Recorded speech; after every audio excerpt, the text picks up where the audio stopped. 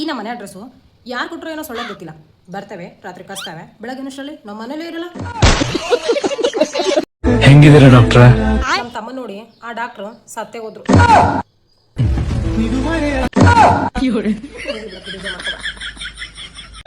ನಾವ್ ಹೆಣ್ಮಕ್ಳು 1 ಪಟ್ಟು ಪ್ರೀತಿ ಕೊಟ್ರೆ ಗಂಡ್ಮಕ್ಳು 2 ಪಟ್ಟು ಪ್ರೀತಿ ಕೊಡ್ತಾರಂತೆ. ಈ ವಿಡಿಯೋ ನೋಡಿದ್ಮೇಲೆ ಗೊತ್ತಾಯ್ತು ನನಗೆ.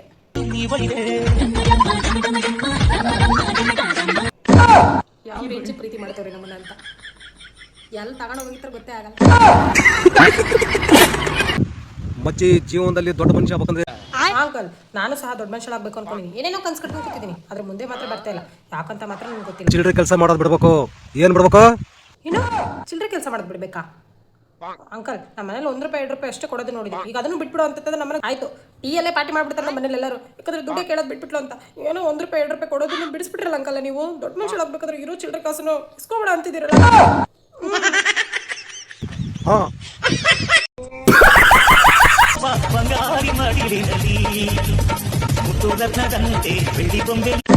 ಅಣ್ಣ ದಯವಿಟ್ಟು ಆ ಸಾಂಗಿಗೆ ನೀವು ಡ್ಯಾನ್ಸ್ ಮಾಡೋಕ್ಕಿಂತ ಮುಂಚೆ ಆ ಹುಡುಗಿ ಯಾರಂತ ಕರ್ಕೊಂಡ್ಬಂದು ನಿಂತಿಸಿ ಡ್ಯಾನ್ಸ್ ಮಾಡಿ. ಇಲ್ಲ ಅಂತಂದ್ರೆ ನಾವಾಯ್ತು, ನಮ್ಮ ಜನಗಳಾಯ್ತು, ನಮ್ಮ ಮೈಕ್ಳಾಯ್ತು, ಯಾರೇ ಆಗಿರ್ಲಿ ಆ ಸಾಂಗಿಗೆ ನೀವು ಡ್ಯಾನ್ಸ್ ಆಡ್ತಿದ್ರಿ ಅಂದ್ರೆ ತಪ್ಪ ಬಂದ್ಬಿಡ್ತಾರೆ.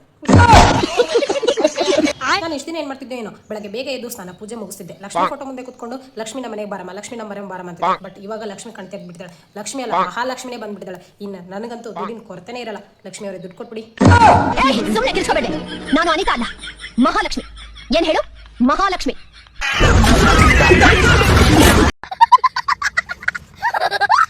ಸಾವು ಖಂಡಿತವಾಗ್ಲೂ ಒಂದಲ್ಲ ಒಂದಿನ ಬಂದ ಮುಂದೆ ನಿಂತೆ ನಿಲ್ಲುತ್ತೆ.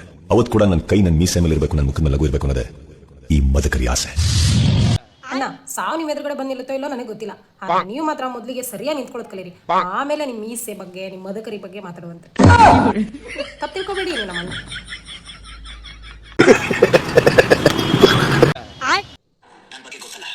ಅಯ್ಯೋ ಅಂದ್ರೆ 100 ವರ್ಷ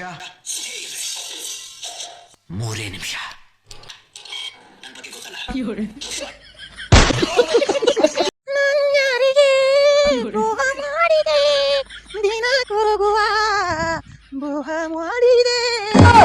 ನಮ್ಮಣ್ಣ ಆಡ್ತಿರೋ ಸಾಂಗಿಗೂ ಅವ್ರಿಗೂ ಆ ಮೀಸೆಗೂ ಒಂದಕ್ಕೊಂದು ಸಂಬಂಧ ಇಲ್ಲ.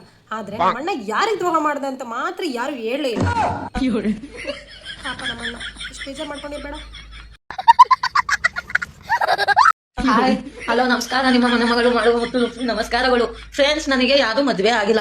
ಫೋನ್ ಮಾಡಿ ನನಗೆ ತಲೆ ತಿನ್ಬೇಡಿ. ಮದ್ವೆ ಆಗಿದೆ ನೋಡಿ, ಕತ್ತಲ್ಲಿ ತಾಳಿ ಇರ್ಬೇಕು, ಕಾಲಲ್ಲಿ ಕಾಲು ಉಂಗುರ ಇರ್ಬೇಕು, ಸರಿನಾ? ನಮ್ಮ ಮನೆ ಮಗಳು ಮುದ್ದು ಲಕ್ಷ್ಮಿ ಅವರು ಮಾತಾಡಿ ಕೇಳಿಸ್ಕೊಂಡ್ರ ಯಾಕೆ ಪದೇ ಮೆಸೇಜ್ ಕಾಲ್ ಮಾಡ್ತಿದ್ದೀರಾ ಅವ್ರಿಗೆಲ್ಲ? ನಮ್ಮ ಮೈಕ್ ಸ್ವಲ್ಪ ಸುಮ್ಮನಿರೋ. ಆ ಅಕ್ಕಗೆ ತಾಳಿ ಇಲ್ಲ, ಕಾಲು ಇಲ್ಲ, ಇಷ್ಟೆಲ್ಲ ಕ್ಲಾರಿಟಿ ಕೊಟ್ಟ ಮೇಲೂ ಮದ್ವೆ ಆಗಿದೆ ಅಂತ ಬಡ್ಕೋತಿದ್ದೀರಾ. ಸುಮ್ಮನಿರಿ. ನಮ್ಮಮ್ಮ ಒಂದು ಆ್ಯಕ್ಟಿಂಗ್ ಕ್ಲಾಸ್ ಶುರು ಮಾಡಿದ್ರೆ. ನಿಮ್ಗೆ ಏನಾದ್ರು ಆ್ಯಕ್ಟಿಂಗಲ್ಲಿ ಇಂಟ್ರೆಸ್ಟ್ ಇದ್ರೆ ನಮ್ಮಮ್ಮನ ಹತ್ರ ಬಂದು ಆ್ಯಕ್ಟಿಂಗ್ ಕಲೀರಿ. ಇವ್ರು ನಡೆಯೋದನ್ನು ಯಾವ ಥರ ಹೇಳ್ಕೊಡ್ತಾರೆ ಅನ್ನೋದನ್ನ ನೀವೇನು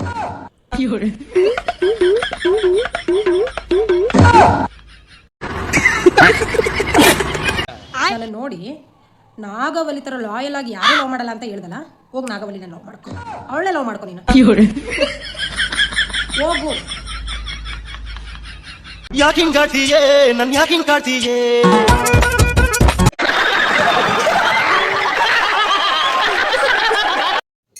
ನಮ್ಮ ಮನೇಲಿ ಹೆಂಗಂತಂದ್ರೆ ನನಗೆ ಹೆಂಗ್ ಬೇಕು ಅಂತ ಗೊತ್ತಕ್ಕಿಂತ ಅವ್ರು ಹೆಂಗ್ ಹೇಳ್ತಾರೋ ಹಂಗೇ ಕೇಳ್ಬೇಕು ಅಂತ ಹೇಳ್ತಾರೆ. ಆದ್ರೆ ಅವ್ರಿಗೆ ಹೆಂಗ್ ಬೇಕು ಹಂಗೆ ಕೇಳೋ ತರ 20 ವರ್ಷ ಬದುಕಿರ್ತಿತ್ತಾನೆ. ಇವಾಗ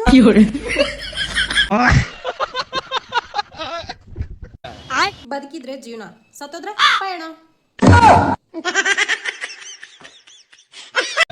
ಹೋಯ್ ಸರಿಯಾಗಿ ಕೇಳಿಸ್ಕೊ, ಕಿವಿಗೆ ಕೇಳಿಸ್ಕೊ, ಫೋನ್ ಕಿವಿ ಹತ್ರ ಇಟ್ಕೊಂಡು ಕೇಳಿಸ್ಕೊ. ನೀನ್ ಇದಕ್ಕೂ ಮೇಲೆ ಏನಾದ್ರು ಕಾಲು ಮೆಸೇಜ್ ಮಾಡಿಲ್ಲ ಅಂತ ಇಟ್ಕೊ, ನೀನೇ ಸತ್ತೋಗಿದ್ಯಾ ಅಂತ ವಾಟ್ಸಪ್ ಸ್ಟೇಟಸ್ ಹಾಕ್ಬಿಡ್ತೀನಿ.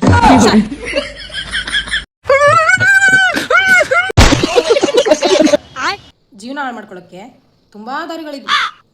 ಆದ್ರೆ ನಂಗೆ ಯಾಕೋ ಸ್ವಲ್ಪ ಇನ್ಸ್ಟಾಗ್ರಾಮ್ ಚಲೋ ಅನಿಸ್ತು. ನನ್ ಕೈಲಾಗ್ತಾ ಇಲ್ಲ. ಈ ಯೂಟ್ಯೂಬ್ ಸಾವಸರೆ ಸಾಕು. ಬಡ್ಡಿ ಆಗ್ಲಿ ಯಾವ ಸಬ್ಸ್ಕ್ರೈಬೇ ಮಾಡಲ್ಲ.